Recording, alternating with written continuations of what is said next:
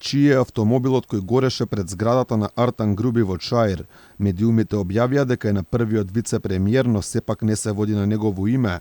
Според официјалните информации од МВР, автомобилот е во сопственост на 35-годишно лице со иницијали БЛ.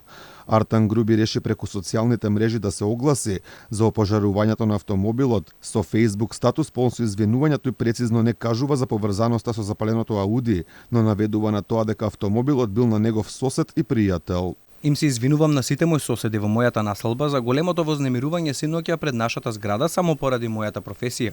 Исто така му се извинувам на мојот пријател и неговото семејство за предизвиканата штета само поради мојата професија. Се извинувам што моето и вознемирувањето на моето семејство се претвори во грижа и вознемиреност и на соседите и на пријателите.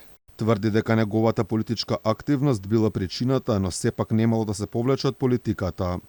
Континуираните закани и последователни напади ги сметам за кукавички и подмолни. Но немам намера да запрам и да престанам да работам и да ги исполнувам очекувањата на граѓаните. Иако официјално станува збор за возило на сосед на првиот вице-премиер, Аудито со Груби го поврзе министерот за надворешни работи Бујар Османи, изразува загриженост и ги повика властите да спроверат темелна истрага за да се откриела вистината за овој инцидент. Овој грозоморен чин на насилство не е само напад на почитуван колега, туку и навреда за нашите демократски вредности и структурата на нашето општество. Ова го кажувам не само како министер, туку и како загрижен граѓанин. За најостро да го осудам овој чин на подметнување пожар. Исто Аудија 6 како опожареното со Груби се поврзуваше и пред 2 години.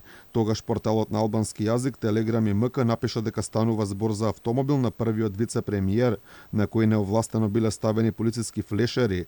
Од албанската опозиција пак се сомневаат дека случајот со запаленото возило е сценарио на самиот Груби, со цел привлекување внимание во јавноста и прикажување како жртва.